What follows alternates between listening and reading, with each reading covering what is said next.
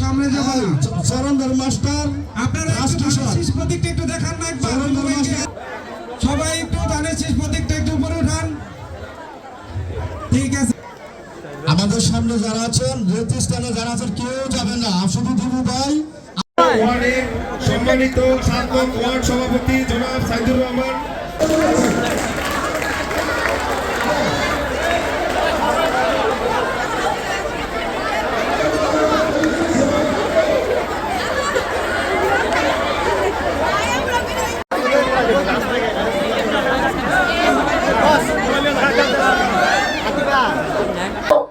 আমাদের সন্তান, আপনার সন্তান, বাংলাদেশের সন্তান শহীদ হয়েছে হাজার হাজার বাচ্চারা, হাজার হাজার আমাদের নেতা কর্মীরা গুম হয়েছে। এত কিছুর বিনিময়ে 17 বছর পরে আবার একটি ইলেকশনের ডেটে আসছে, আমাদের গণতন্ত্রের ডেটে আসছে। এই গণতন্ত্রে আমরা কি সকলে মিলে ভোট দিতে যাবো নাকি যাবো না? একবার হাত তুলেন তো। শুধু আমরা আমাদের ভোট দিব না, আমরা আত্মীয় স্বজন, বন্ধু বান্ধব, পাড়ার প্রতিবেশী সকলকে নিয়ে যাব।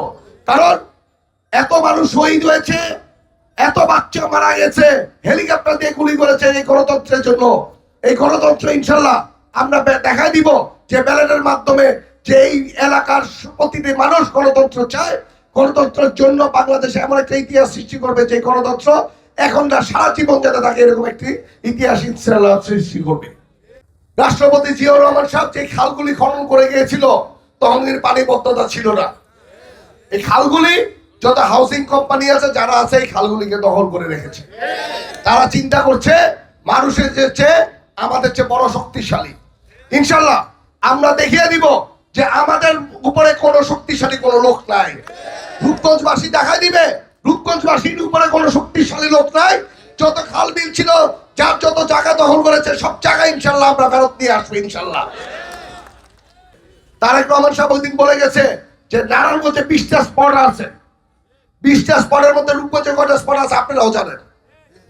ইনশাল্লাহ উনি যখন কথা দিয়ে গেছে এই 20টা স্পটে যারা যারা জড়িত ওদেরকে দেখে নেবে। আমি আশা করব 12 তারিখের আগেই যারা এইটার সাথে জড়িত তারা ছেড়ে দেন। তাছাড়া 12 তারিখের পরে আপনারা আপনাদের পরিবারের কোনো লোক ইনশাল্লাহ রূপগঞ্জে থাকতে পারবে না।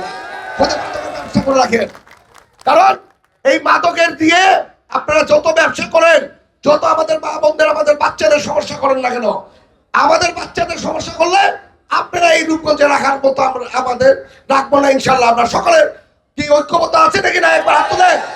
ইনশাল্লাহ আমরা সবাই ঐক্যবদ্ধ হইতে ওদেরকে রূপগঞ্জ থেকে তারা করবো ইনশাল্লাহ।